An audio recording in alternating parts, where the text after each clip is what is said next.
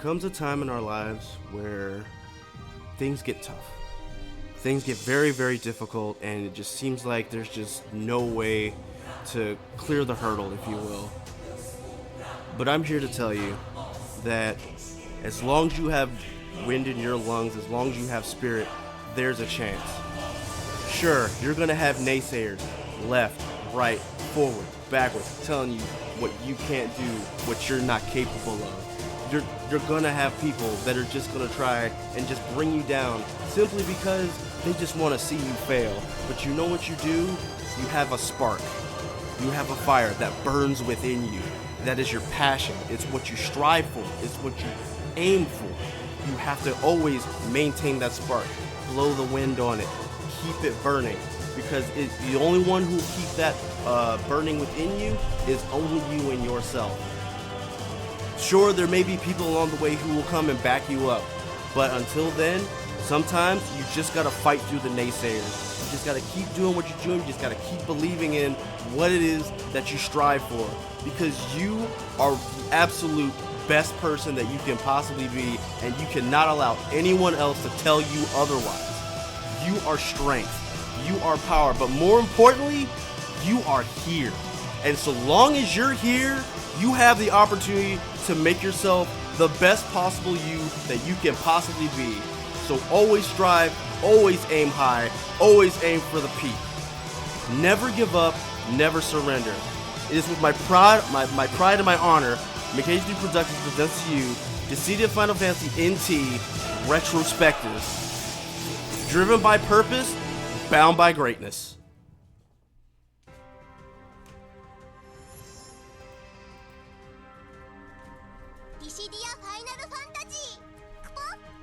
Good evening, everybody. Happy Saturday to each and every one of you. Welcome to our August 2025 edition of McAgee3 Meetup. Tonight is going to be a very special McAgee3 Meetup because we are doing a Dissidia Final Fantasy NT retrospective.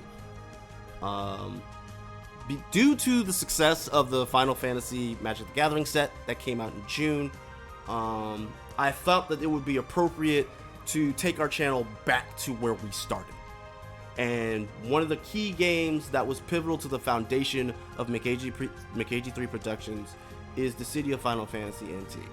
Now, this is quite the undertaking, and to be perfectly honest, I can't really do this alone. So, I reached out through the community, and I found one of the more appropriate individuals, not just within Final Fantasy NT, but just within Final Fantasy in general.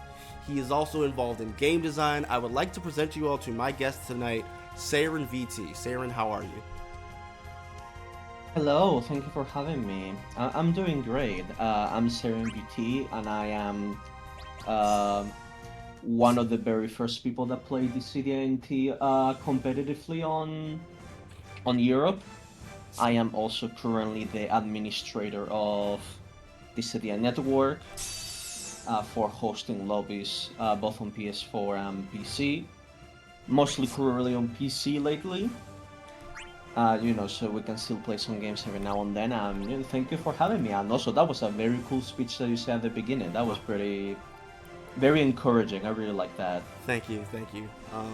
As I stated before, this game it's very, very important for the foundational structure of my brand. It's basically what got me started.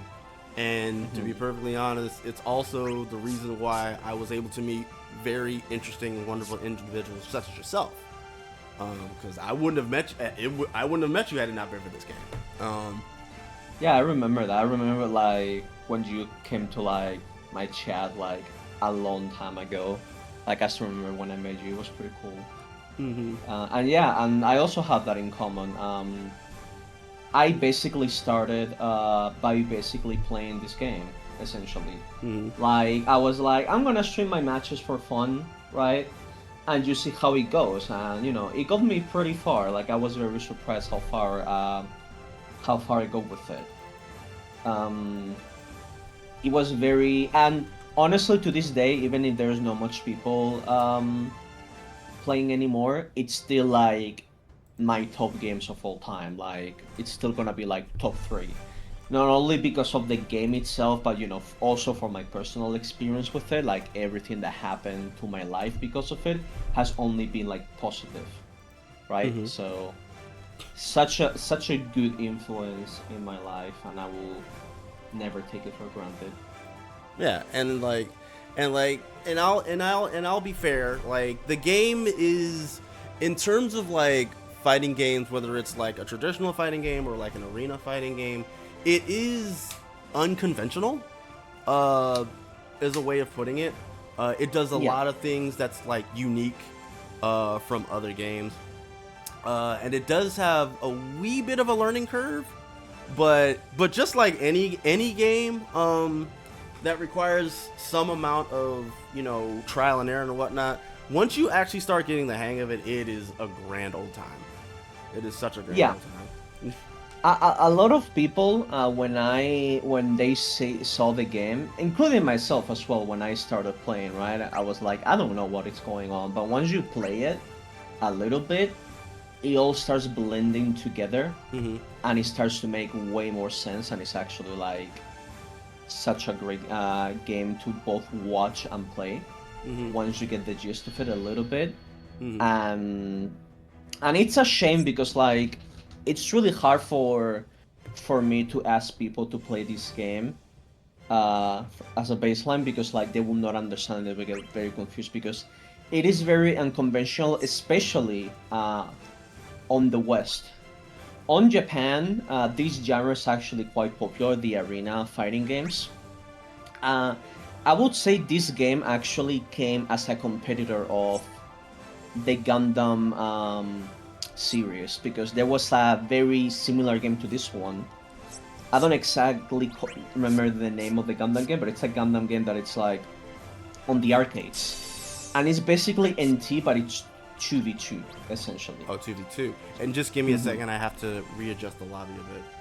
But please continue. Oh, okay. There was a feature. I guess you send me the code. Yeah, whenever... I'll send it again. Yep. So yeah, so there was quite a few problems, right? One is like this genre is not popular in Europe and NA, right? Right. So, but it's very popular in Japan. So in Japan, this game popped up very well because the game initially came in 2015, and it wasn't like until years later then the console version. So all those years, Dissidia Arcade, right? It was not called NT at the time, was like popping off, and I took like the popularity basically.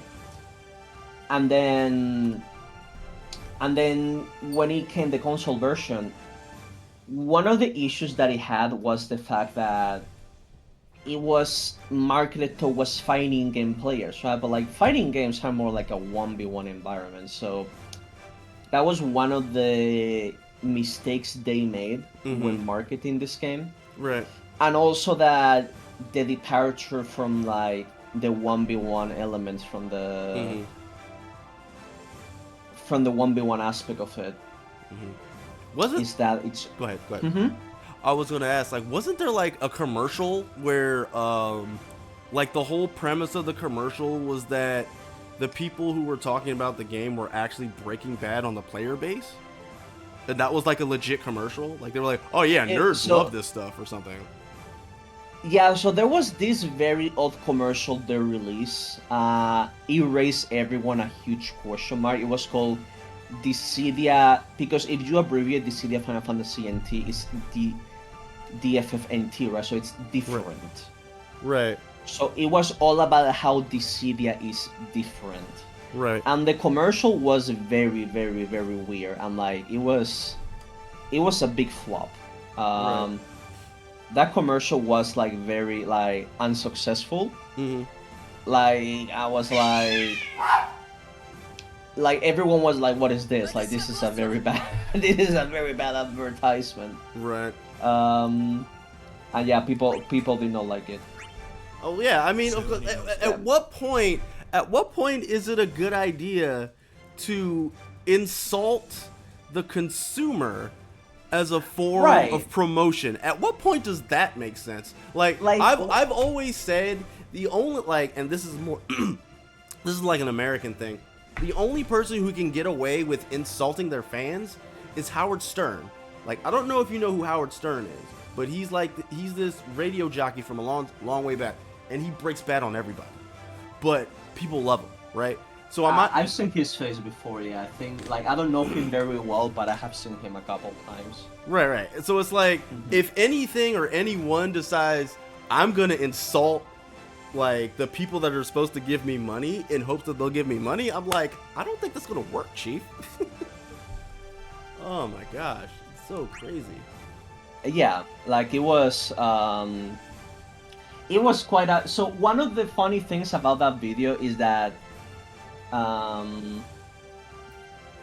so they were putting review articles, headlines from review articles from IGN and stuff like that, and they were all about a bizarre experience. And the one that caught the most attention was one that was called "A Beautiful Mess." And it's why would you say that? Yeah, I think I remember seeing that too. It was what?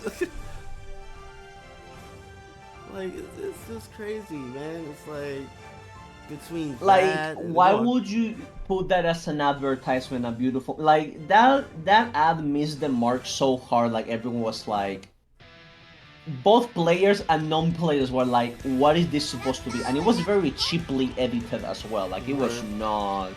It was not good. So yeah, the game never recovered from that. The game just never recovered. And yeah, so the big mistake that it was done is the advertisement was just non-existent, and also it was marketed to the wrong audience. If this was marketed to something like MOBA players, something like League of Legends, stuff like that. Right. This is not quite a MOBA, right? But if you have to compare the two genres, like a 1v1 fighting game and a MOBA, it will be more in line with the MOBA audience, because MOBAs are more used to team fights where there's a lot of VFX going on, there's a lot of particles, there's a lot of you need coordination with your teammates, right? There's side objectives. It is way more in line with that than what it would be with a 1v1 fighting game, let's say Street Fighter or Tekken. So they tried to get all these fighting game people, and it just did not work out. Right. The biggest detriment was 100% the netcode, because as I said earlier, this game was made with Japan in mind only. Right.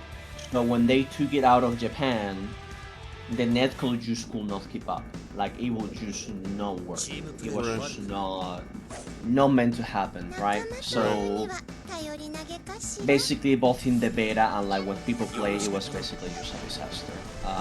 Very laggy games. And then they just did stuff on the PC version. I don't know if you're familiar with this, but on the PC version, they region locked the game for some reason, so people from NA cannot play with people from Europe and vice versa. Oh wow! It was a very, very big mistake and big question mark. For some reason, they didn't do this on the PlayStation though, only on PC. I don't know. A lot of things happen. Sometimes it felt like they just wanted the game to fail on purpose. Right. Because some of the choices just did not make any sense. The management was just not great.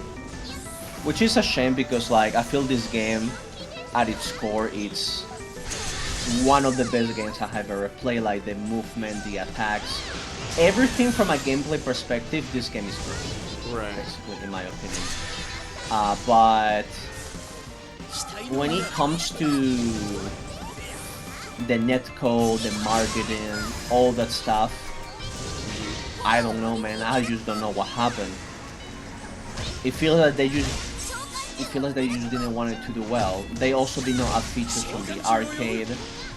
Perhaps they just didn't want the game to do well because they just wanted the arcade to do better. There's a lot of conspiracy theories about that, right? It's oh, let's not add like all this cool stuff that the arcade has, because we need to make sure the arcade players have like priority, right? Right. Because for example, the arcade players will get the DLCs early, like the maps, the characters, the skins, all the stuff. They will get it like a month early, and or so on.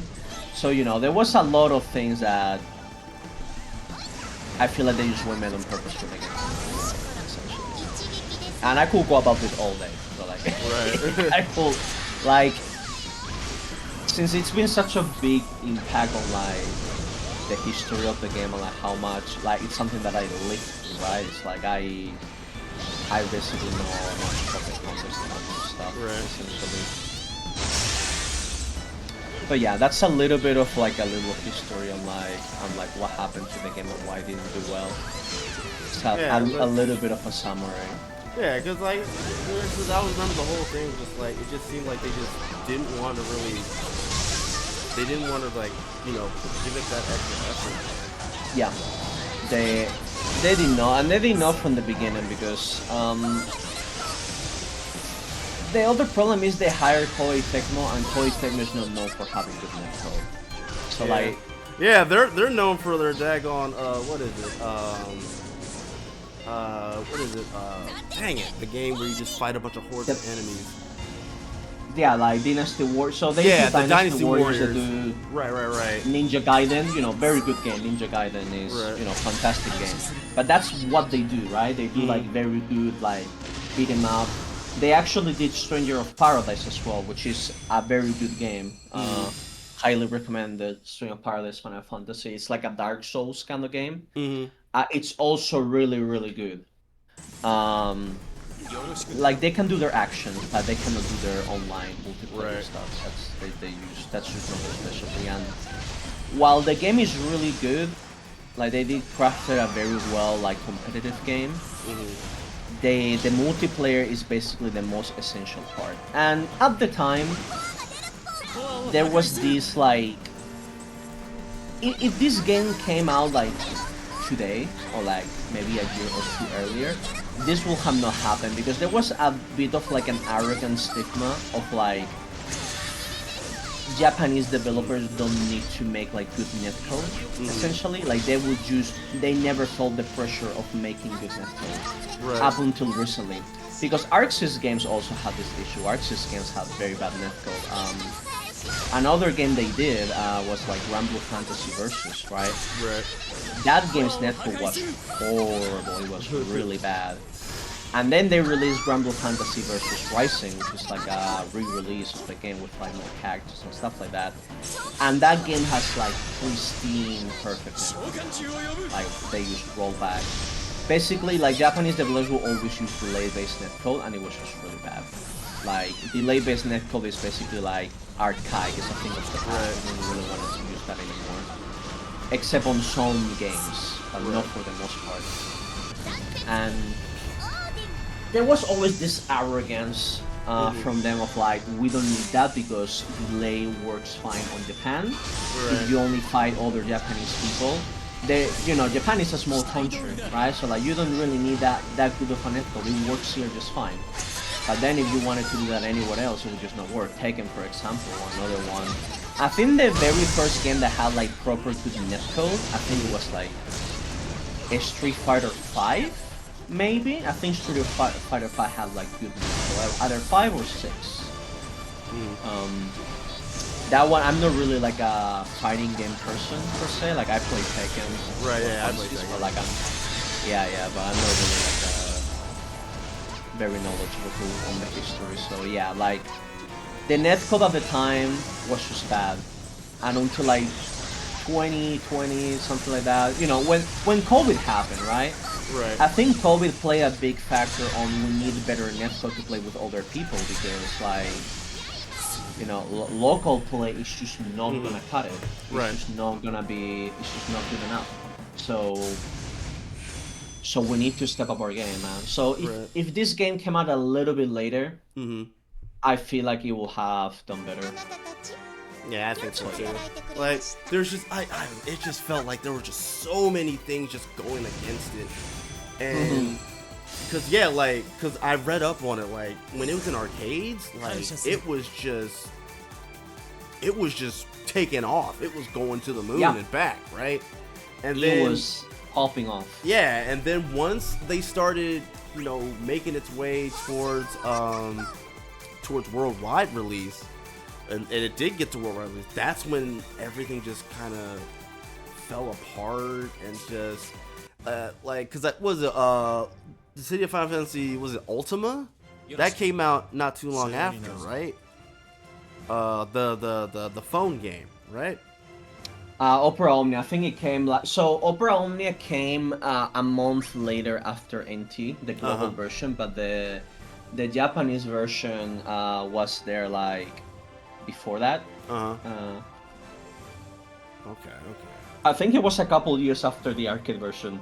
Right. And then they decided to release global and NT around the same time. Right. There was even like a pre-order bonus where like you got NT, you will have like a I don't know if it was like an outfit or a weapon. Right. I don't know what it was, but so we talked about some of the negs about it. Let's talk about some positives.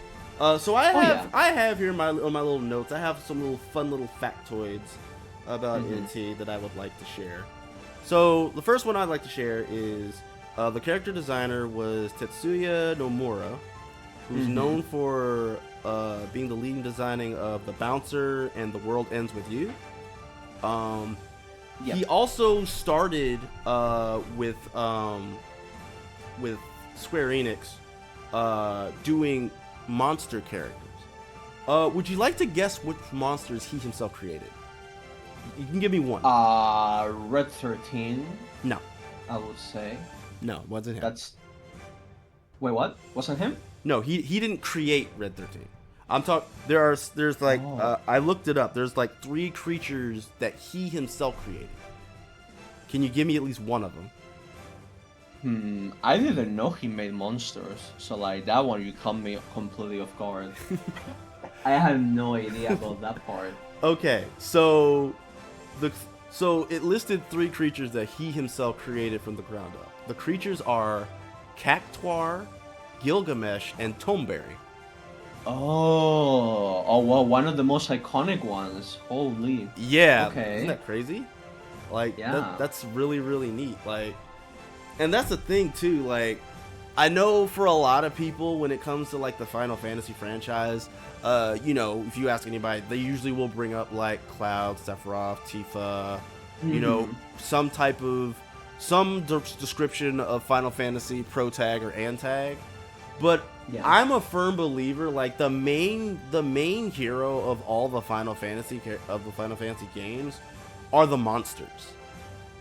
Like the Chocobos, the Tomeberries, the Marlboros, like those creatures are just as iconic in the franchise as the protagonists, right? I would say even more, because that's the thing people remember, because like, no, especially Cactuar and the Cactuar Tomberry are like one of the most iconic ones to this day. So like they're like because it's like, it's just so neat. Like, I am in my 40s, and if I see any type of like meme or whatever online, and it's like a Tomeberry is there, I'm like, someone's about to get one shot.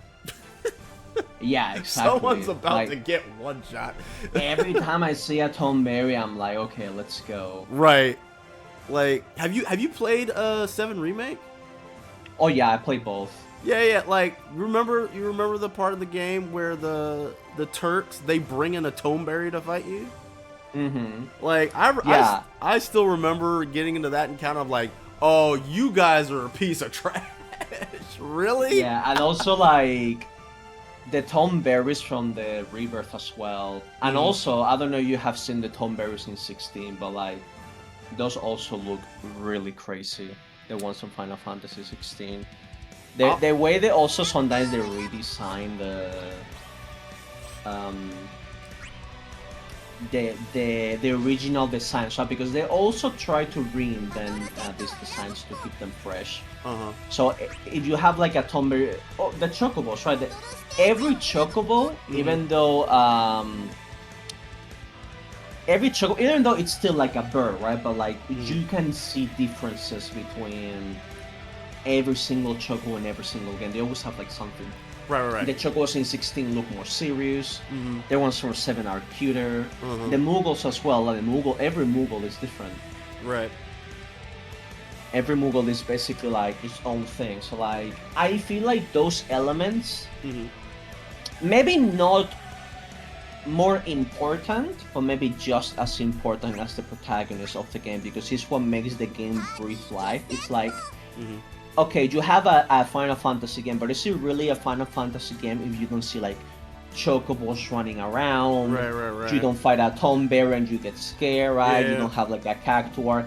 I feel like those are truly the things that make a Final Fantasy game Final Fantasy.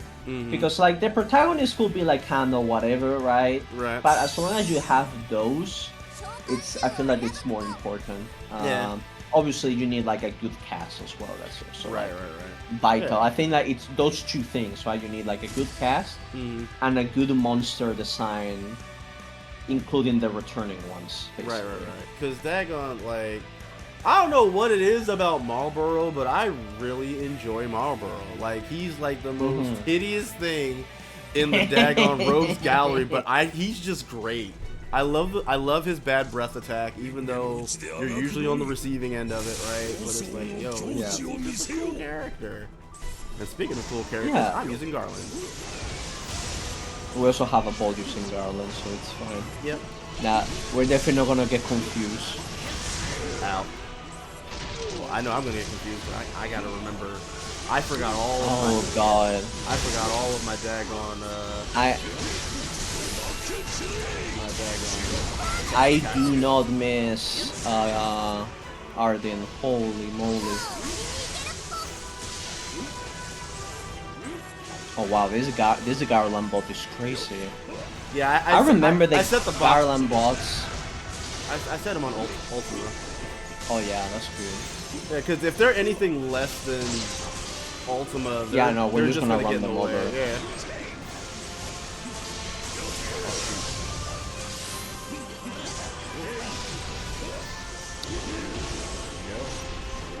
God, Arden was such a character, and also Snow. Snow and Arden were basically the big, and they still are like the two of the strongest characters in the game. I cannot believe they left them the way they were before. Look, like, I mean, I always felt that the character I think I had the most trouble with was I think Yuna. Yuna is the strongest marksman in the game, so I would say that the three stronger characters in the game are Yuna, Arden, and Snow. And I cannot think of anyone right now that would be stronger than that.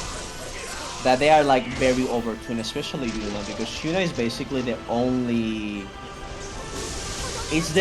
character in the game that can attack two people at the same time. So it's basically like completely overtuned, like it's completely overpowered basically. Like, but like, you know, people that play Yuna will never get that for the most part. Because that's just how it is. And the game, I would say, outside those outliers, one of the other things I really like about this game is that this game is very well balanced. Like, I always felt like the game's balance on this game was like very, very well done. Like, most of the balance changes, except the ones towards the end. But before that, everything felt like very balanced. Like, there was a time where like, I would say it was around the Cloud River. Around, oh wow, Jesus. Yeah, we got I accidentally hit the guy while they were on the wall, so I screwed up the point, and then Arden just snuck up behind us and double tapped both of us. Again, I gotta work on my camera work. I'm so bad.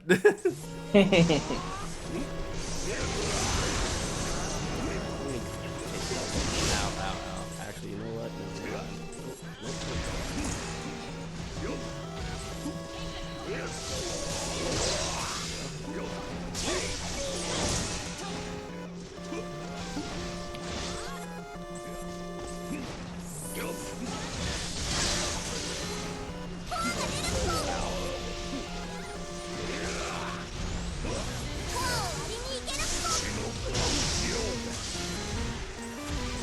Oh my god. Let's see here.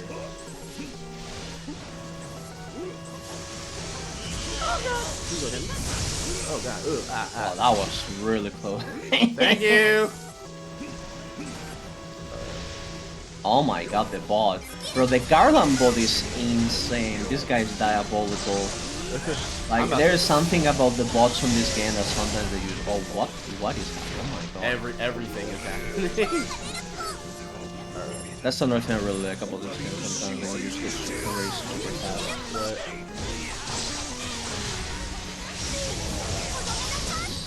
Ouch. Oh, I died twice. Shadows died twice. I should need to play that game. Another thing, like another, thinking about games. Like another thing about some of the stuff I looked up was I found that, especially with the people involved with Dissidia, there was just a lot of work that was done with the World Ends With You. Like, yeah, like have you played the World Ends With You? I played the first one. I have not played the new one. I have not played Neo. But I had the original cartridge on the DS.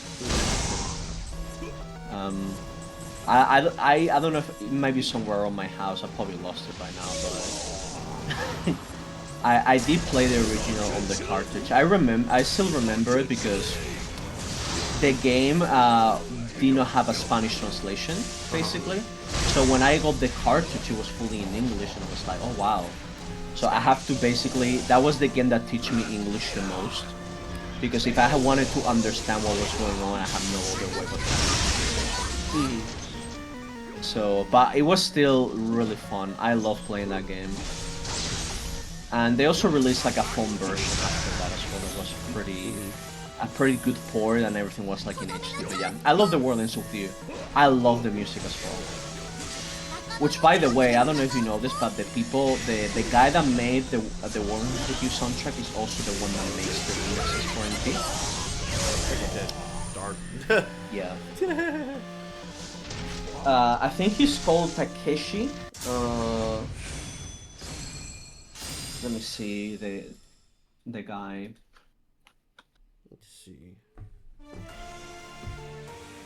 Oh no, Garland was defeated. Well, he was gonna be defeated either way. Right. Oh, Takeharu Ishimoto, there you go. So Takeharu Ishimoto is the one that made the soundtrack both for NT and The World Ends With You. Right. So he worked on both. Pretty cool guy. Yeah. Cool guy. Also, he's the guy who did the orchestraic and rock version of Explosion, which is the theme. Yep. Apparently he had his band called The Death March perform it. Yeah. And Chris Ito did the vocals, apparently. So the Death March is basically the band that he has, where he does like rearrangements of Final Fantasy and maybe other stuff. So for example, he also did rearrangements of Type 0. He worked on Type 0, and then he does like remixes, rearrangements also of Last Order. Right. I really like listening to his stuff. Like, he has pretty cool rearrangements and remixes. Like, every time we will have like a new update and there was like a preview of the songs that he will make, I was always excited to see like what he'll come up with. Because I always like the rearrangements that he will do to NT, basically. So yeah, the guy has a very, very long history of like stuff he has worked on. It's It's one of my favorite artists, alongside like Yoko Shimomura and the usual suspects, right? But I don't think he gets as much recognition as he does, because he has carried a lot of games. For example, the other one, Crisis Core, he also did Crisis Core. Right. Like, that guy is a legend. Speaking of legends, another legendary individual who worked on the game was Yoshitaka Amano, who's the illustrator. He's worked on some other projects as well. Well, I say some like it's not that important, but no, he's worked on Speed Racer, Vampire Hunter D, and Gotcha Man, Tekka Man, and Kashurn.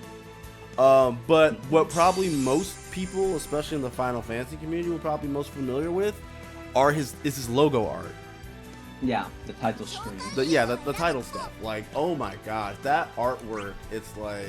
It's so good. It's in a league on itself. It's to the point to where if I'm just randomly looking at something online and I see that artwork, it's like, that's the Final Fantasy guy. Like, that's just how distinguished it is. The other cool thing about it is that most of the design of NT, at least the base outfits, are based on Amano's original concept arts. So, for example, if you look at Sephiroth, he has like little like beads and stuff on his arms that he wouldn't have otherwise. That is because the Amano original art does it. Bart's also as well. The Bart's design and Terra from this game are, instead of taking the designs that made it into the actual game, for example, Terra has like green hair, right, on Final Fantasy VI, but she's blonde here. Why is that? It's because of original Amano design she was blonde, basically. And there's a lot of things like that. Cloud also has an original Amano design, although that one is on the PSP. It did not make it to NT. Right. But he also had like... A lot of designs are Amano inspired. It's Tidus as well. Yeah, it's really awesome work. Ow. Eat that. Oh my god, I think I want to album.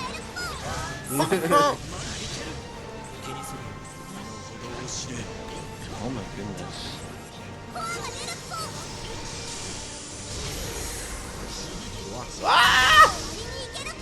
The thing with that attack is that if you block it, you get stun locked for so long that I can just HP you. Oh god. You cannot need to dash out of that one, or you are... I mean, if you cannot do anything, just block it, right? Because maybe you can make it out. Right. But most likely, if nobody like stops me, you will most likely get hit. Golbis also was one of the top tiers for a longest time, and he still is a top tier.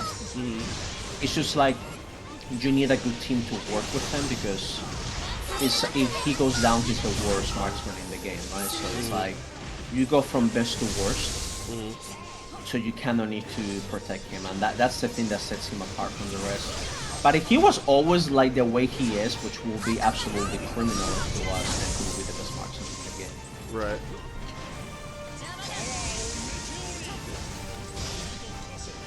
Oh my god, okay. Ah, being chased. Oh, you're gonna have a hard time. I could. Cool. Oh, I'm stuck. I'm hit. I'm dead. Was that another double, or did you just get me? No, I got I forced two people. So. Okay, yeah. I was like, so there was someone next to you, and they got hit by the ball as well. Yes, I saw. And then we got smoked. Good lord. Okay. I know I'm the runt of the litter, but that doesn't mean I'm not gonna fight. Oh, you got this. A lot of people here are also from like... They've been on NT for a while, like for example, our Cloud right now is Marmin, which is the admin of Nervisha Dissidia, which has hosted a lot of tournaments. So it was a very also respected community at the time. Nervisha has always like a community being associated with a lot.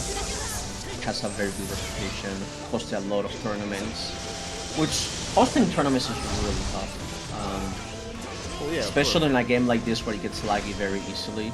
It was just, let me tell you, like being the TO, the programming organizer for this game, is one of the most painful things that you can have, because essentially you're gonna have someone complain about lag, and it's oh, this match should not count because it was very laggy, and it's about what can you do, right? Like it's kind of out of your control. Like what do you do at this point? It was just not very messy. I will not TO for this game again, unless I know that the game is gonna be smooth, which is never a guarantee. Right. It is just never a guarantee. Maybe you could do like a 1v1. 1v1 is more likely to be not be laggy, right? Oh wow, I hit the unit by accident. That's crazy.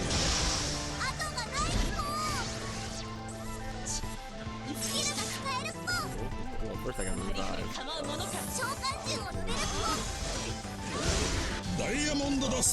That might have been ambitious. Alright, let's see. That's a Shiva.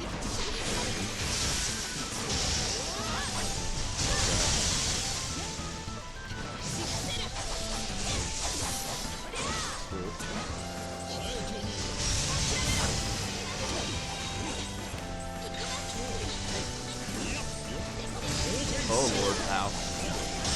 Okay. Oh, that was a very good setup. The Squall is really good at that. Squall is crazy. Oh, bruh.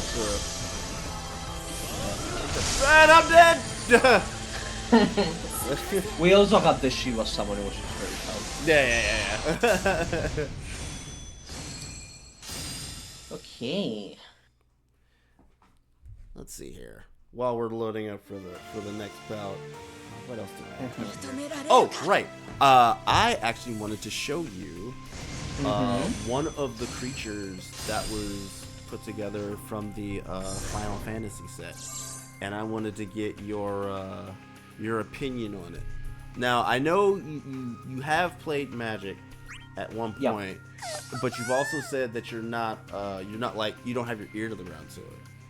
So yeah, like I can read the cards, I understand the effects of how they play, right? But I'm not really like I'm not up to date with like decks, right? Like I don't like.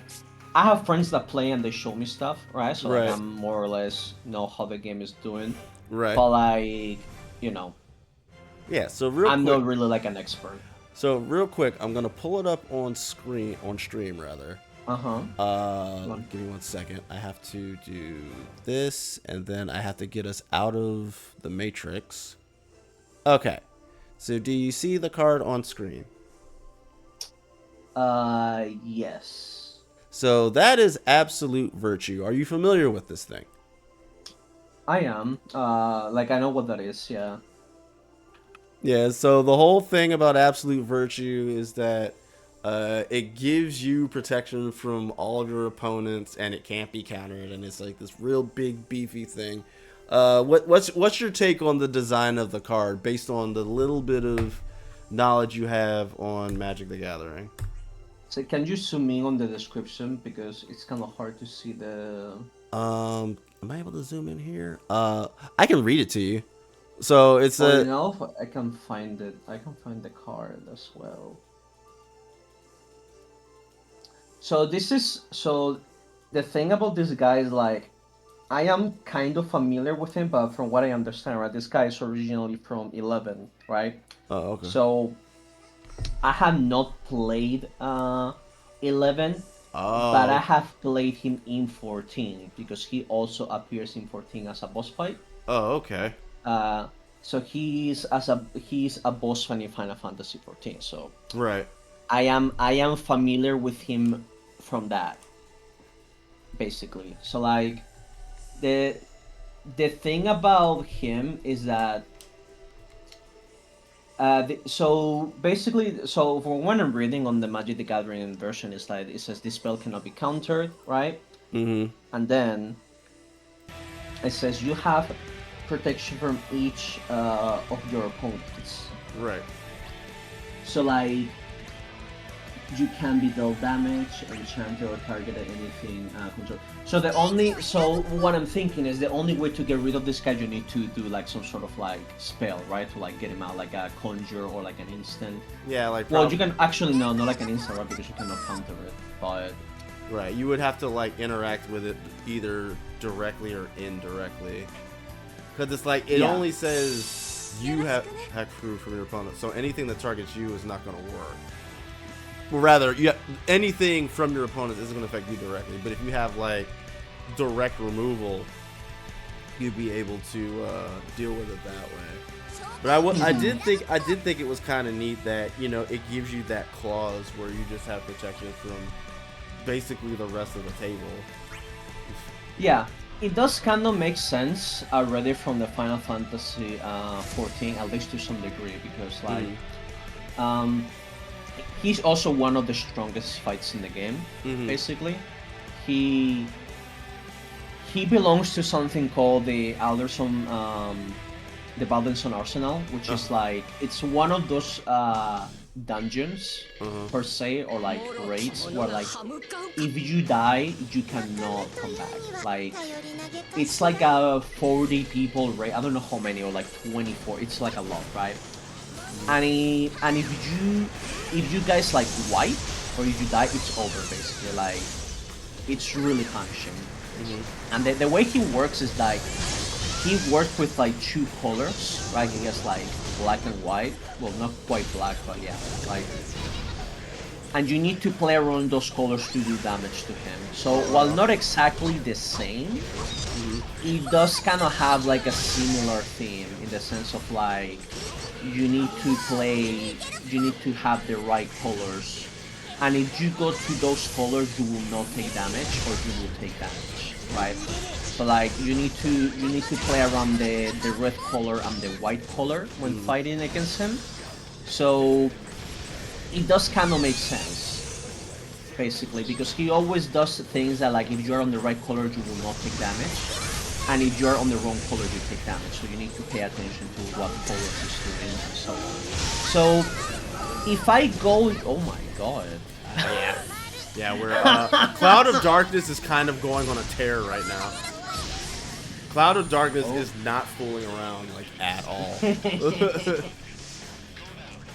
So if I go from that, the card does make sense. Now I don't know what he does in 11, but he's probably very scary as well. I can only imagine. Right. Because he's like one of most of the infamous monsters in the game. Like I know him also because he's one of the strongest. And yeah, like he's like a very famous boss in 11. That's why they brought him on. They brought him on 14 as well. So I know him, but I don't know the force that he has caused on 11. Maybe for the best, maybe not. But yeah, I would say, I think thematically, it makes sense, and maybe within the limits of the magic cards, maybe this is the best thing to do. I think it's fitting. There we go. That's like it. So yeah, I would say that's a good card. There's other ones from 14 that I have seen that have been really good as well. There was like quite a few effects on the Final Fantasy 14 cards that were also thematically very well put together.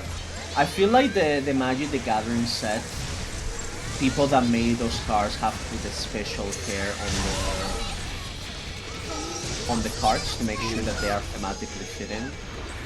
So I can only imagine this one also be. I mean, if anything, a card that cannot be killed in battle, right? Because they have protection. That's already a pain to fight against. So yeah, just by having that, that's already fitting with that guy. Like, that's already enough. If nothing else.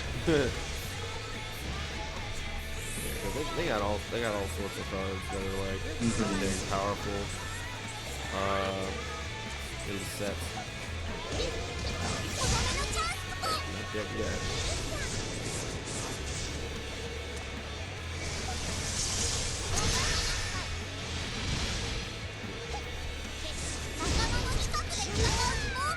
dead yet. I'm gonna have to motor.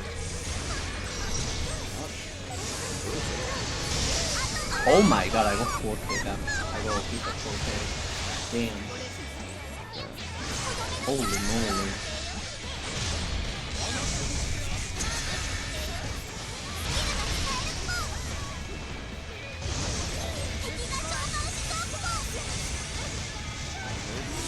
Oh my god! I got super simple there.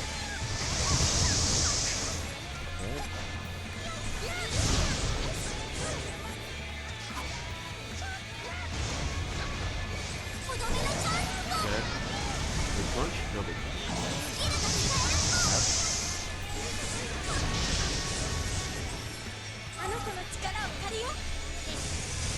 Oh, they're gonna see me. Oh my god, I kind of really got it. Cool, man. Oh my god. I mean, there's still a shot. Yeah, you guys Oh are god, just if I get one point, oh, I'm dead. What's when I can hit him? Dang it. Ugh. Oh, this game is so crazy. It's so crazy. I love it. Oh my gosh. Now, just you wait. Once I get my sea legs back, it's gonna be a completely different beast. Y'all ain't about to start smacking around Tampa like.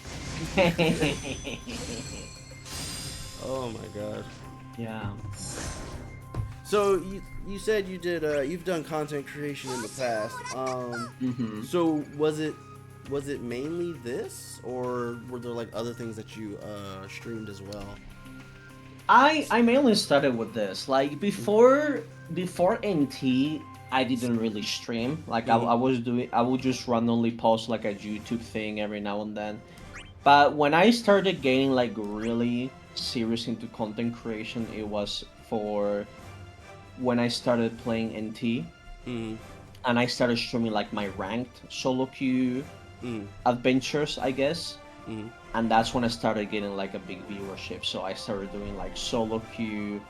I started doing like lobbies. I will play with like Brave and Marme and other people, and I will start like doing the scrims to practice, right? And I will have like I will participate. I participate in the official tournaments, and I won. I don't know if I won. There was 3. And I won 2 of them. The third one, I don't think I won it, but I think I was in grand finals or like semi-finals. Or maybe we won it and I don't remember. But at the time, we were the best team in Europe. Like we were the best thing out there, and man, that took a lot of time. That took a lot of time. Like in retrospective, I was like, man, no wonder my university was so rough, because I spent a lot of time practicing the game. I managed to get through it, right? But it could have been easier. It could have definitely have been easier. So yeah. So you participated in tournaments and you've orchestrated tournaments. So my question, because the whole thing about Dissidia and T was that it was supposed to be an esport, right? It was supposed to be advertised so other people can watch it, kind of like in the same vein as like MOBAs and whatnot. But my question was like, how difficult was it to actually commentate a match? Because there's so much going on, and to my knowledge, like, I don't know if the camera controls really supported that type of activity. They added extra camera controls to make it easier to see. But at the end, like, people like, so I commentated a lot of times with Lord KO. That's who I commentated with the most. Like, we actually enjoyed quite a lot of commentating together. Like, every time like KO wanted to commentate a tournament, he will, not every time, but he will ask me quite a lot of times, like, hey, are you available? Do you want to like duo commentate this tournament? Like, hell yeah, let's go, right? We had a lot of history commentating tournaments. And We ended up just using the normal camera because once you get used to the game itself, Yeah. It's not so bad. Because you know I played a lot of tournaments. I play a lot of this game, a lot competitively. So like, once you do that, spectating someone else's match is actually easier than playing the game itself. Because normally when you play, right, you have the pressure of like your actions and what you're doing, right? But whenever you're watching someone else play, you do not have that pressure anymore. So you can completely concentrate on watching the game and what is going on. Because you're no longer responsible for what the match is doing. You're only watching. You're only watching events unfold. So you can focus on you know, seeing the surroundings. This is why, for example, it was banned something called a fourth man. It was not allowed in tournaments because a lot of people, what we will have is like someone will share the screen on Discord, right? And they will watch the game, but they will not be playing, right? It's just someone that was spectating. This is an unfair advantage because if you have someone else telling you to play, right? They can pick up on things or keep track of things that the players themselves will not be able to, because they are, you know, they need to pay attention to the match. So for example, let's say that, you know, you are playing and you don't notice that the enemy team almost has the summon. You could have someone telling you in the Discord call, hey, they almost have the summon, you need to pick up this summon crystal, or they're gonna get the summon, right? Right, so basically it's just outside interference. Exactly. So when you spectate and you commentate a match, it's kind of like that. You're gonna be more aware of things that you normally wouldn't when you're playing, because you are no longer worried about if you're making the right decisions or not, because you are not making it, right? So it actually becomes easier than playing it after a bit, basically. That was mostly my experience now on commentating tournaments. I will 100% comment in tournaments on this game again because it was really fun. At some point, I stopped participating in tournaments and I would just like either organize or commentate them because I had more fun just doing that. Because, you know, you didn't have the pressure, right, of like you screwing up anymore. You can just watch someone else screw up and it's fine because it's no longer your problem, right? Right. Like, so yeah. Ironically, it's easier to commentate than to play, but for that you need to be really good at the game first. Right. It's a big requirement, basically.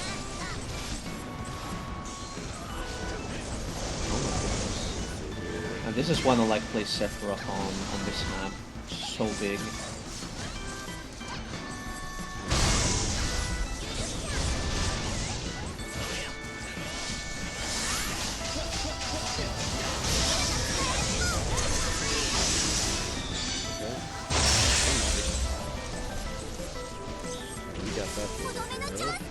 Yep.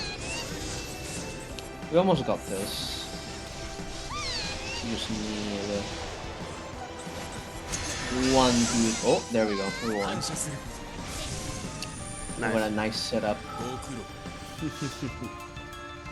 very nice setup from the Warrior flag. Yeah. Double Vanguard Sharpshooter seems pretty good to me. Yeah, Double Banger was actually very popular whenever Snow and Arden came out, because since they're both absolute beasts, it became quite a popular setup. To the point that some people started making it so like you need to have one of each, even though like the two classes you're gonna have like two bangers. Oh wow, really? Yeah. Because Snow and Arden, like especially Snow completely broke the game. Alright. Like if you took Snow out of the game, the game will be just better. Like Snow it's just literally a negative experience to the game. Like Snow is horrible. Like he's broken basically. Broken within the, you know, within the terms of this game, because even if you have a Snow, you can lose. Like this game is not horribly unbalanced, but the most unbalanced thing is snow. So like, all things considered, it's not horrible, but for like if you're playing like in the pro play scene, like if you're playing competitively, snow just gives you like big advantage, just huge advantage. If you have a snow of like someone that knows what they're doing, it's just a really bad time because they can exploit their poise. Because that guy has very bad poise and very good. He's really fast for a Vanguard. He almost looks like an assassin sometimes. So, a very crazy guy all around.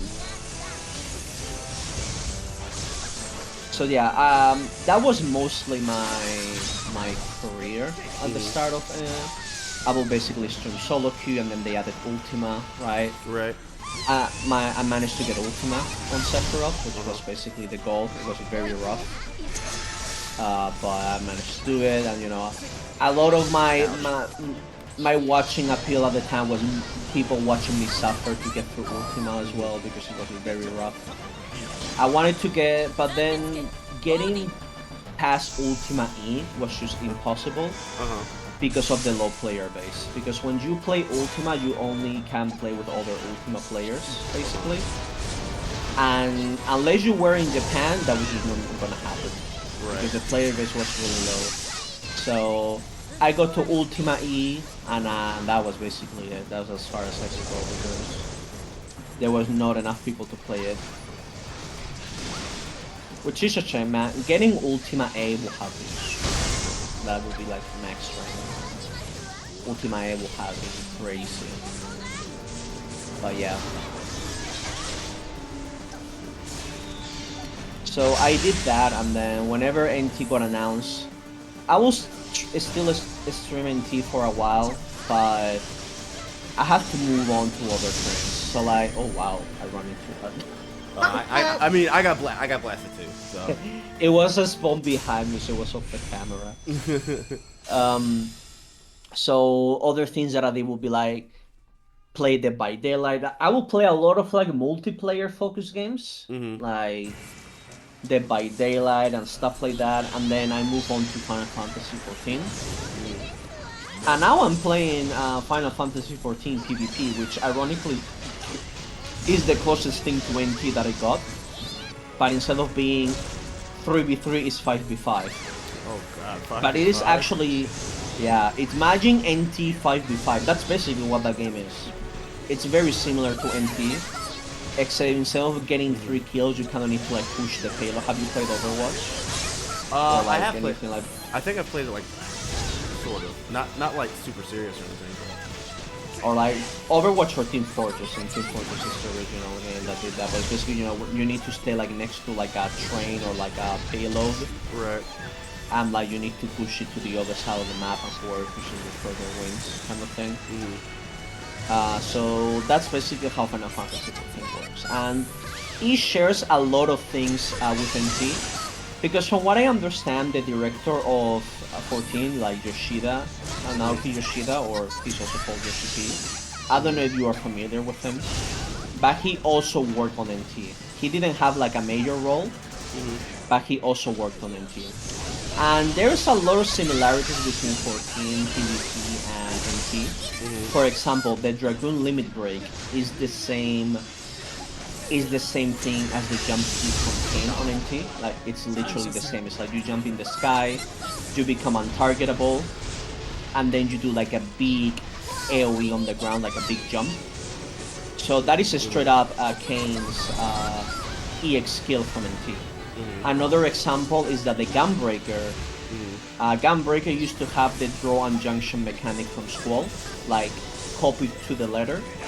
It was literally the same draw and junction from NT. Wrong attack.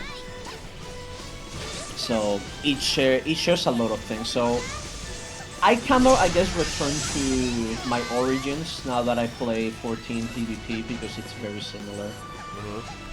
Very crazy VFX, a lot of stuff going on. Very classic Dissidia experience. And it's the closest thing that I got. And, you know, quite enjoyable. Very fun. And yeah, other things that I will do, it was mostly that. Most of the stuff that I ended up doing is 14. So I do still stream regularly, like at minimum once a week, maybe twice. Like I still keep up my stuff. You guys hold it down while I try to summon. Or do I need to? I think we can, yeah. Well, I'm getting okay. They pushed me back, so it's fine. Okay. But you're dead. You're probably dead. Do you have teleport? Oh, you should mash teleport immediately. Mash teleport immediately. You do. Yeah. Okay. Appreciate the heads up. They were all like, I saw all of them going to you. Oh, am I dead? I'm almost dead. Ouch. Hold on. Appreciate the nice strike.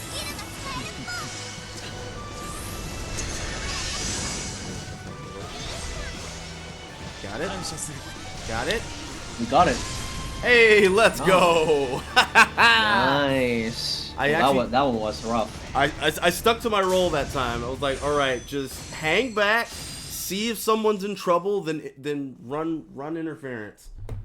Oh, yeah, that was pretty good. yes. Shantato saves the day once again. Shantato is one of the best as well. Very strong marksman. Well, the thing about her, it's like, so my whole thing, because when I use her, is like, the only thing that I understand with her is like her forward bravery, the tornado on the ground, is really good in terms of if I'm just trying to rattle off some spells without worrying about somebody sneaking up on me, right? Yeah, because you can get into the tornado. So right. Yourself. Because I've had some times in the past where a Vanguard will poise through it, but because I'm standing next to it, they stop in place and they get hit back like 5 or 6 times, and then they get sent flying, and you just get so much bravery off of it. Yeah, the thing is, even if so, there are some bangers that can get you off of the tornado, right? Like for example, Garland or Snow. Of course, Snow. Of course, Snow. Right. Of course, it's cool. So like, there is guys with big poison or like Cloud of Darkness that can get you out of the tornado. But the thing is, in doing so, they are really gonna take a lot of bravery damage because the tornado hurts a lot. Yeah, it does. And you could potentially take more than one tick. So like each tick is like 400 something bravery, or like at the very least 300. I don't know how much it is, but like, you know, it hurts a lot. It is not worth the. It is not worth the risk, so you are better just have either another marksman poke Shantaro, or just use like a range attack. Like Garland is probably the best one that can get you out of the tornado because he has he can extend his sword, right, and he can just hit you out of the tornado, basically. Yeah, without having to worry about you just getting stuck in the middle of it. Yeah. Like, there's ways around it. The tornado is mostly for assassins, because assassins don't really have, like, a long-range stuff. Right. Like, maybe, how was this guy from Final Fantasy VI? Locke, right? Locke has a couple things that he could do. Lightning could also throw ice at you. But, like, it's very complicated. Like, it's not easy. Like, you need to get outplayed, like, really hard to be able to get a Shantaro out of the tornado, so it's not like the usual case. Right. So, did you know that there were some characters that were supposed to be in this game, and that didn't happen? Yep, and we were 1 month away from getting Krish, and it's very tragic. Very tragic. And you want to know something very interesting, so Final Fantasy XIV reuses assets from NT. So for example, there's a Kefka boss fight on Final Fantasy XIV, and they reuse the exact same model from NT, so you're basically fighting the Kefka from NT. Oh wow. There's a Cloud of Darkness fight, and they used the exact same model as Cloud of Darkness from NT, basically. And very interestingly, now we are getting raids from 11, and we got Kamlanat, and Kamlanat, you know, to no one's surprise, looks exactly like the Kamlanat from NT, right? And they also released Krish. So there is a model of Krish Oh my goodness. We kind of got caught in a corner and we kind of exploded. So they released a model. So Final Fantasy XIV models have like a quality to it. It's not great quality, but it's because graphical limitations. But because it's a console game, it needs to run on the PS4, right? So they don't usually look great. But Krish surprisingly looks really good, too good, on par and quality with the NT model. So there is this conspiracy theory that the Krish 3D model from 14 is the Krish from NT that we never got, basically. Oh wow! Because she looks really good, like she looks up to NT quality. It's like she stands out too much compared to the other characters from 14, because 14 is a relatively old game. It's like 10 years old, right? So the models don't look great per se. They look fine, but it's not like a work of art of modern technology. But Prish does. So I will always believe that Prish that we got was the Prish from NT that we'll never got to see. So at least we got to see her 5 years later, I suppose. Another one that I think they wanted to release was Sad. But that one was more like the voice actor from SAG said that he wanted to be on NT. He said that he wanted to be part of it. So I have a small list here of characters that was supposed to be, but it didn't happen, and this is from some data mining. So characters in question were Celeste, Aerith, and Yuffie. Like those are characters that were supposed to be in the pipeline, but just never happened. I can see that, especially Celeste. I think Celeste will have been a very good pick. Celeste will have been a very good addition to the game, I feel, because Celeste does like spell weed, right? If I remember correctly. I think. I am the blood bag for my and by opponents I mean you, because I know I'm playing this. All these people are people that have played tournaments, to be fair. I kind of like the people that I found are probably not the most. Like I found very tough people to play against. Well, I'm fighting against the heavy. Yeah, you're fighting against the big boys right now. Yeah. Okay, that's fine. Bring it on. I ain't scared. I'm using snow and don't know what the heck to do. Like these people were so. One of the people that I asked was my ex team member, where I play tournaments with, and I asked him to play, and he was like, "Oh, I can't because I'm doing a sprint." He said, "You're still practicing for NT." Oh wow, that's awesome. Like he is still organizing like sweaty sessions to practice and improve at the game. After all these years, like I have stopped because I just don't have the time, bro. And there's no reason because there's just no tournaments. But he's still going. He still does it. He just does it for the love of the game, and I respect that. Oh, of course.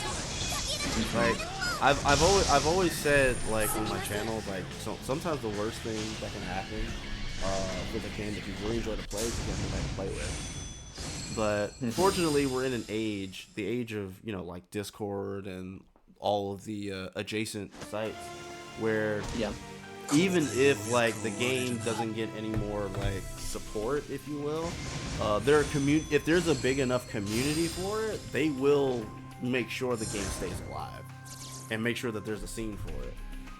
And it's I think Smash is the best example for that.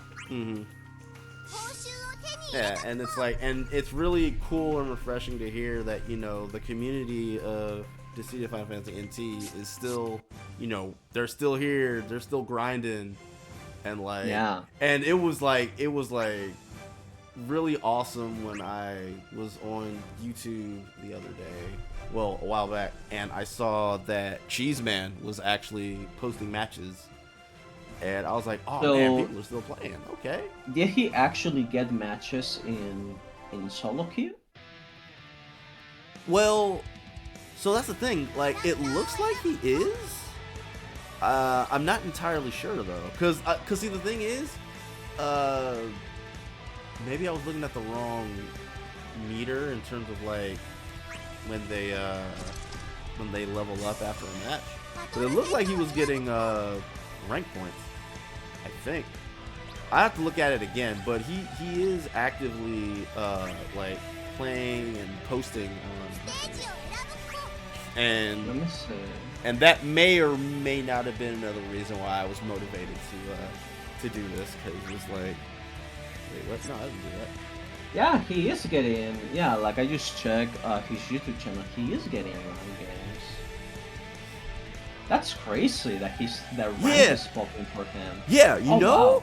like, cause like seriously, when I saw it, my first thought, cause again, like the other reason why I wanted to do this was because of the whole thing with Magic Gathering. I was wondering that maybe because I don't know if you know, but when the Final Fantasy set, it sold like millions upon millions of copies on pre-release alone. Like it was absurd. Like Wizards of the Coast did not realize just how much of a behemoth Final Fantasy was. It is.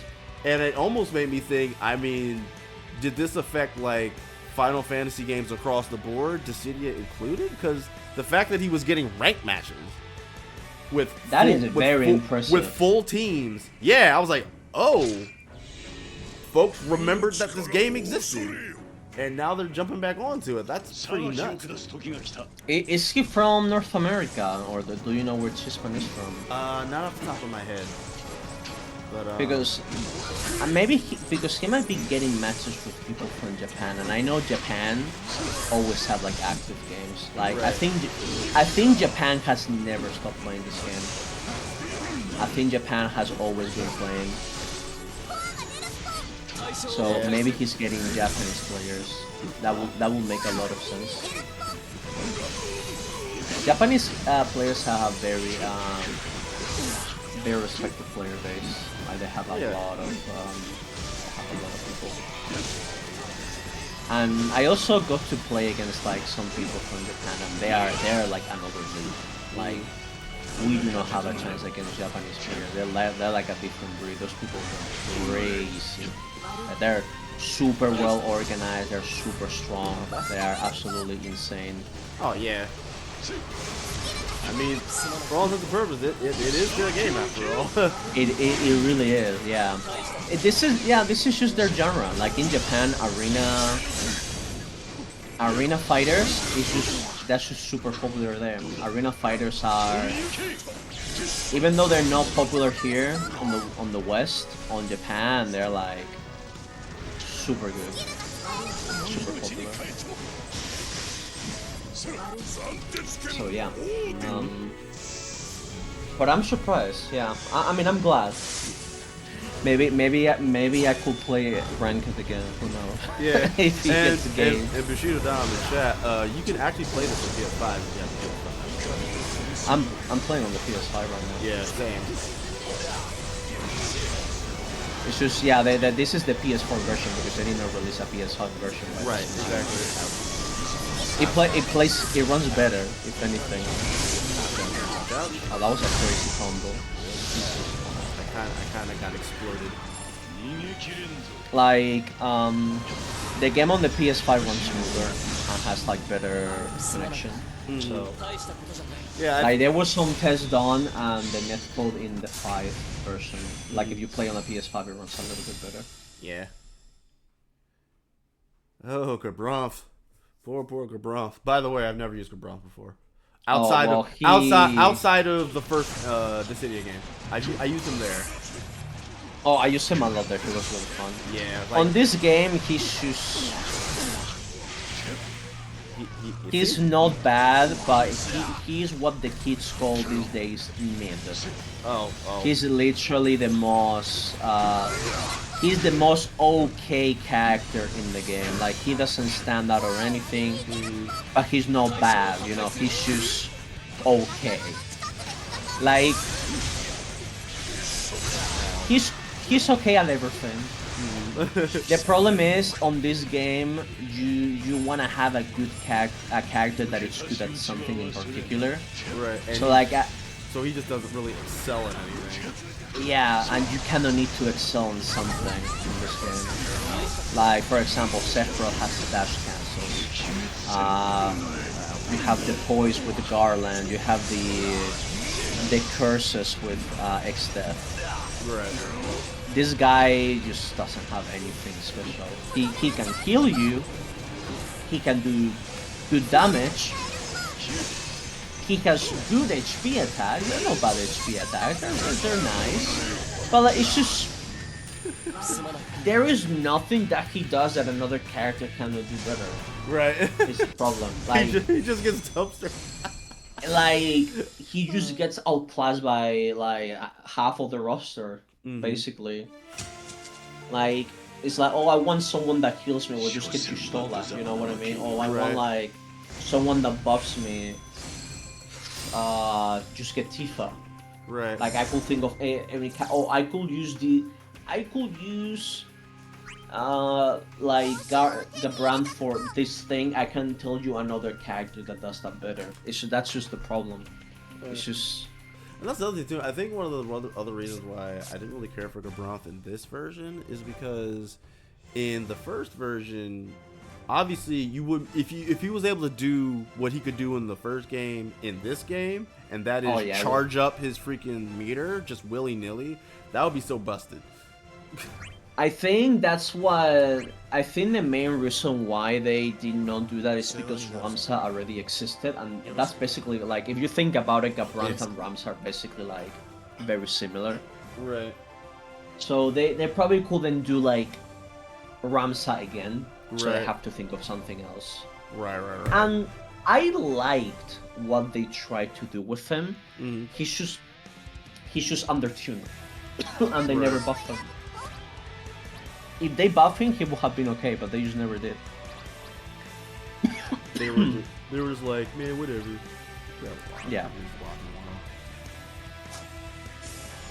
There's like a lot of characters that they just like changed them once and they didn't touch them ever again. Right. Like for example, they did to be honest, the Word of Light is pretty solid. But like Cloud of Darkness, for example. Cloud of Darkness, they never tried to buff her. She's not bad, but she's just. I mean, like she does some freaking stuff though. She's pretty nasty. No, she's pretty strong. It's just when you think about this game, like to see like what character should like pick to win, right? While this game is very well balanced, one of the problems this game has is like there's some characters that just get outclassed by someone else completely. So for example, why will I pick Cloud of Darkness when I could pick Cloud? Cloud does the same thing that Cloud of Darkness does, but better, right? Right. And then it's like a food chain. Right. Why will I pick Cloud when I have Snow? I knew you were gonna say that, man. I knew you were gonna say that. So like, does that make Cloud of Darkness a bad character? No, she's pretty good. You can destroy people with her, but you will destroy even better with Snow, right? So like, unless you are loyal to the character, which is how it was with Sephiroth. Sephiroth was really bad, and still is kind of bad. Sephiroth's like on the bottom of the barrel on this game. Sephiroth's at the bottom?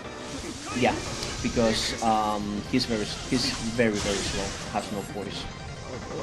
So the thing with Sephiroth is like it's one of those characters that, like when you play a game, he looks really powerful and broken. But when you take him to a competitive environment, he gets destroyed.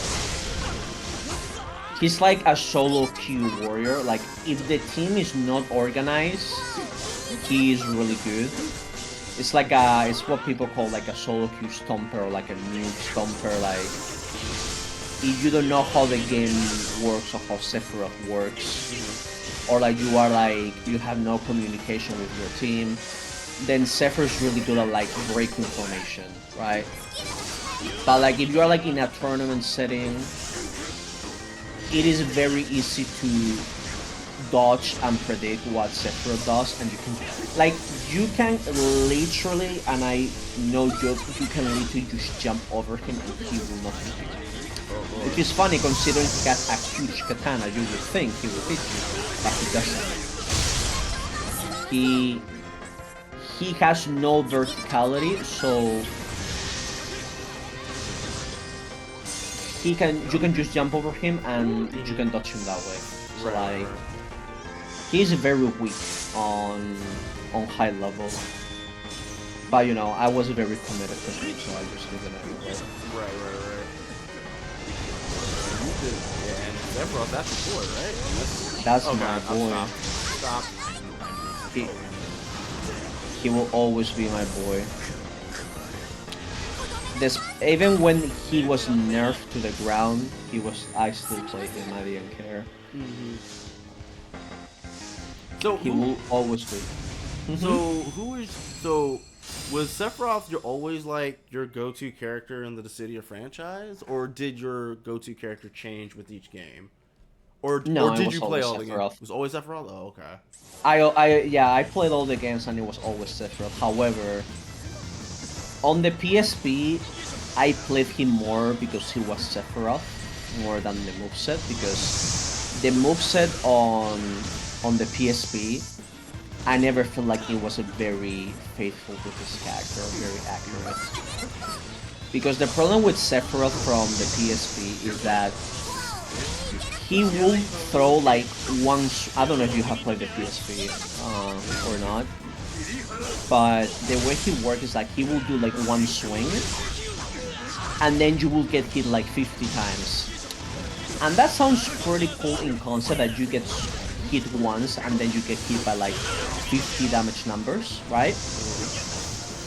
That sounds cool in concept, but when he does that on every attack, that's not what Sephiroth does all the time. He does it sometimes, right? But if all his attacks are I swing my sword 2 times, and that's all you get to see, it just felt cheap. Right. It just felt like when you think of Sephiroth, you think of him going like super fast, going ham at you, swinging his sword like a maniac like 50 times, right? Like going crazy, right?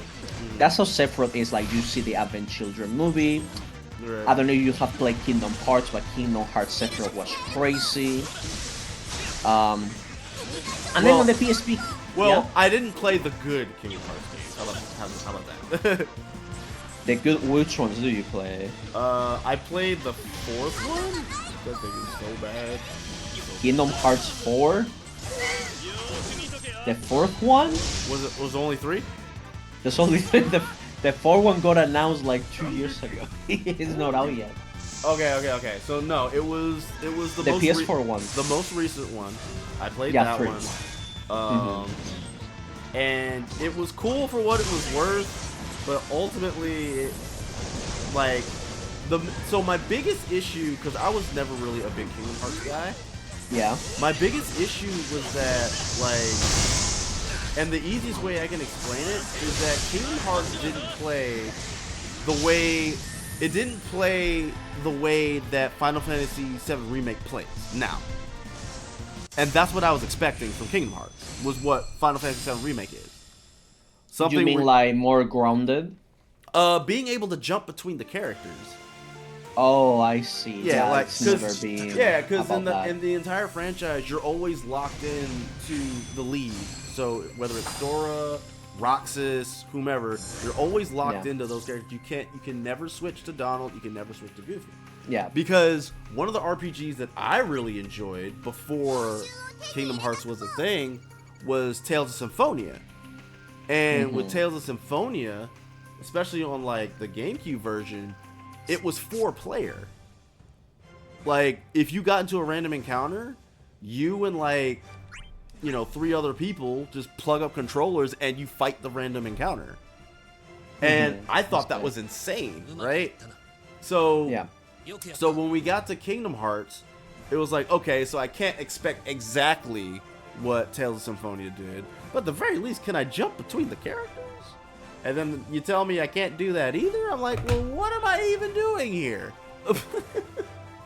Then years and years and years later, Final Fantasy VII Remake comes out, and I just fall in love with the game. Because it's like, this was everything I wanted from Kingdom Hearts. Like, oh, is Cloud in trouble, but Barrett is off to the side doing nothing? Let's switch to Barrett and start gunning some daggone Cactuars down, right? Yeah, they really did a good job on 7 Remake. Like, oh yeah, absolutely. They did a fantastic job on the combat on that game. It was just so cool. But it just made me so sad, man. Because it's like, I personally don't mind. Like, most of the games that I play are actually, they just focus on one character and they have like a very expanded moveset. So like, I am more used to those games. That's also why I like Final Fantasy 16 as well. Final Fantasy 16 is just Clive, but Clive has so many things that you can do, right? So like, I am more familiar with that kind of gameplay, more like party. I don't mind party games, right? Like Rebirth and stuff like that. But like, I don't mind having just one character and that character having like so many moves, right? Like Devil May Cry. I love Devil May Cry. I love Bayonetta, and that's just one dude. Well, Devil May Cry now has like 3 or 4 characters, right? But they're like, they have so many attacks. Well, yeah. Like those games, your hack and slash games like Devil May Cry and Bayonetta, I can understand those, right? I get those. For sure. It's just that I'm talking about the RPGs, man. Like I just for once, my life's journey was going to be freaking use Donald, level him to the moon, and start one-shotting things. That's all I wanted. But then when they were like, no, you don't get to do that, I was just so sad. I wonder if like Disney doesn't want them to do that. Like, knowing them, I wouldn't be surprised. They're like, oh, we don't want people playing as Donald because we're silly like that. I wouldn't put it past them. By the way, we have 2 sharpshooters. I'm a little scared. Oh, it's fine. We can make this work. Okay. Maybe not. Ow. Switch to the I kind of screwed that up. But yeah, no, I totally get it. But yeah, back to what I was saying. Sephiroth. It's fine. No, I got you. Appreciate it. I always played Sephiroth on every game. He's just like my favorite character on Final Fantasy. That and Vincent Valentine also like. They're my 2 favorites basically. Oh, I got it.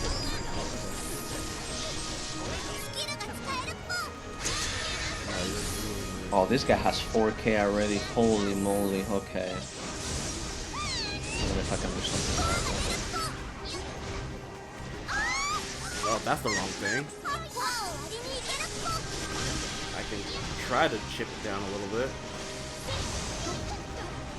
Unfortunately, everybody's behind me.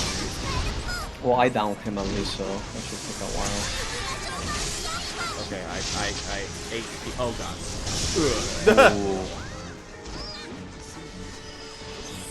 Oh, this is gonna be rough. Oh, the rock. I sidestepped and I run into a rock, so I got hit. Oh my god. If there's one thing I have not forgotten, if your squad has 2 marksmen and an assassin, you're in for a bumpy ride. Well, no, we are 3 marksmen, I think. Yes, we are 3 marksmen. Wait, that's not Tifa? No, that's Rinoa. Oh, dear sweet mercy, this is so bad. Yeah, we are 3 marksmen. Oh boy. So we are... I will be surprised if we win. Got it. Rely on my tank. This? Not quite. Make a tornado.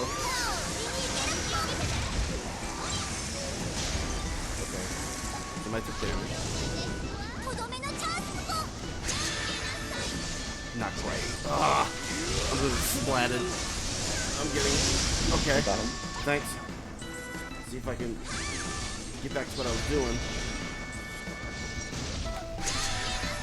I'm gonna get the core. Well, I hit somebody, but it wasn't Garland. Okay. Another time. Oh, that's the target I want, but nope. Okay. Where are we at? Where are we at? Try to. Oh god. Oh, that's bad. I need to pay more attention. Ouch. Still getting smacked. Okay, not dead.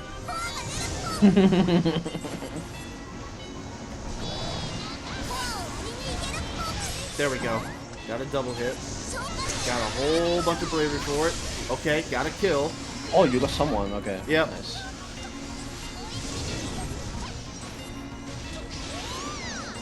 I think the main thing is you just gotta.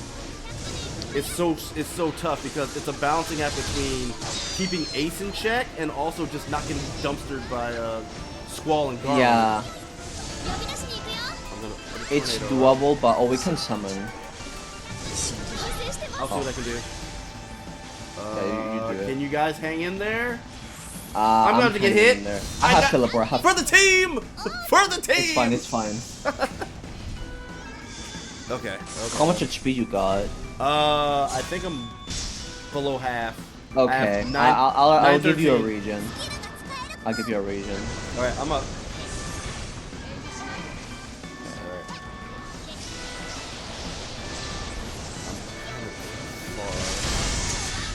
Chuck this. Okay, they didn't see it. Good. I downed somebody for like a little bit of damage.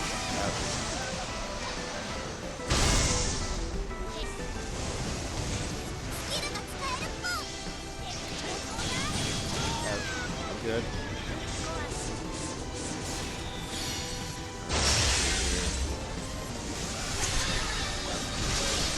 Okay, we'll just do that. Okay, go down one. Oh, I picked it. This is. Okay, I'm not there yet. Ah! I was invisible! I appreciate the Oh, regen. a classic.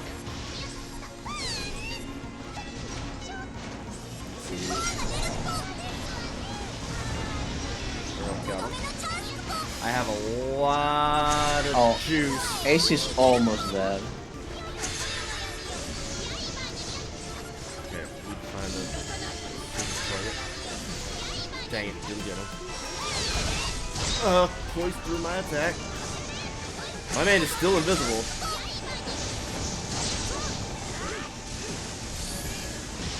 Oh, nice. Down. You hold him. Not quite. Okay, Ace is back. Yeah. God, I forgot. That was so close. Oh my god. Oh my god. Gosh, let's go. 1-1. I cannot believe that. A lot of resources needed to be used in order for that to work. Yes. That's all I will say. Okay, 1-1. Okay, we got my anthem playing, freaking Otherworld. So we have to do this. Oh now. hell yeah. Oh my god. Okay, come here. I think it's doable. Just need to be careful. Okay. Eat a thing. Oh nice. Okay, I got Squall on me. Ow. No! Good. Oh boy. I'm gonna get the core. Try to play defensive. Okay. Okay, I got most of the core.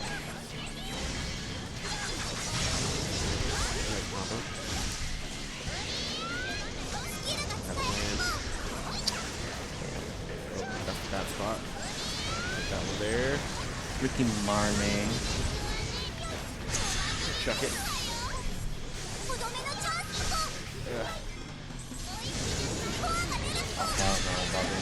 Chuck it anywhere. All right. Nice. We'll take that. Okay, we have the power play. Okay. Ace is covering them so well. Yeah, Ace is crazy. Get up.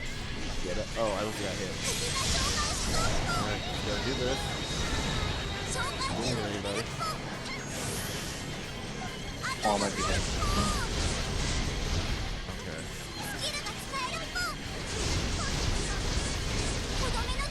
Okay, I have lethal on you. Not anymore.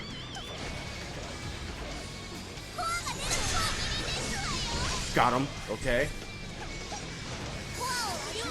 I want to see if I can keep the Ace. Daggone it!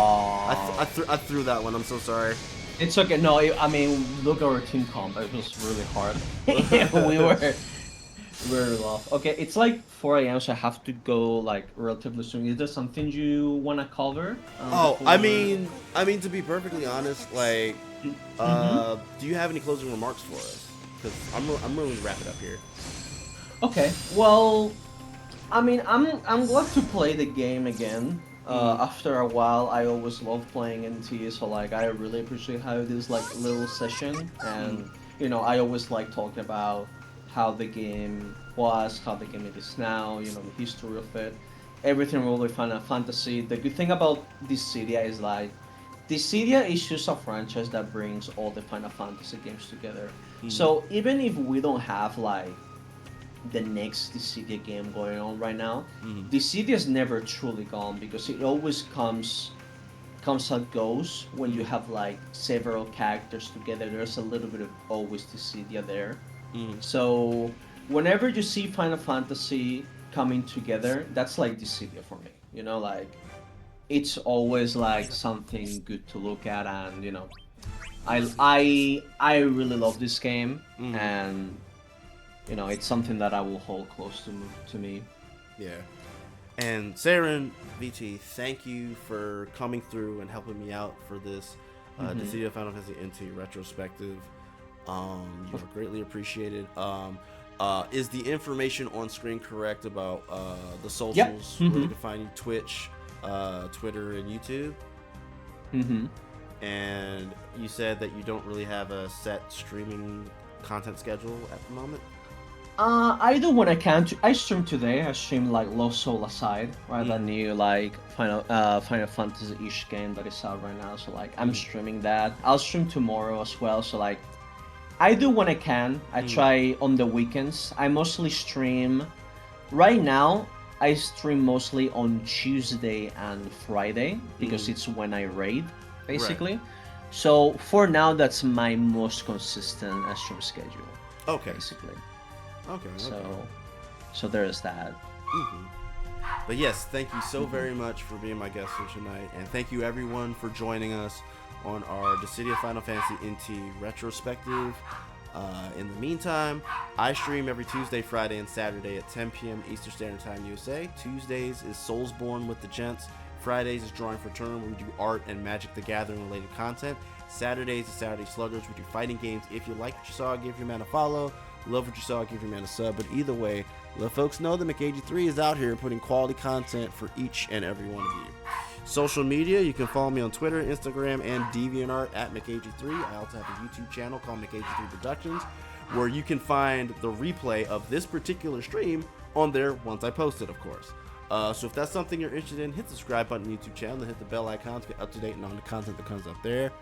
I'm also an artist. I do emotes, sub badges, card proxies, and playmats. Currently, I'm working on my original comic book, Blue Ninja, The Story of Navaya, which you can find on the DeviantArt page, deviantart.com/McAgee3. Episodes 1 through 5 can be found for your reading pleasure on the DeviantArt page. You can also find my mini-series, shuriken shorts, and all my other art projects that I've worked on over the years, so check all that stuff out. It's awesome. So, this will conclude our August 2025 edition of McAgee3 Meetup. Once again, I wish to thank SeyrenVT for joining us tonight. In terms of what's going on in the coming week, I will keep you guys informed via social media because My wife is going to be out of town, so there's going to be more responsibility in the house I have to take care of. So if I'm able to stream, I will. If not, I'll let you guys know. So with that being said, I hope you all have a wonderful, wonderful week. Have a wonderful rest of your weekend. Have a wonderful, wonderful work week. And in regards to what's going on in the world right now, I will once again leave you all with this. It is always darkest before dawn. So you all have a wonderful, wonderful evening. Bye. Bye bye.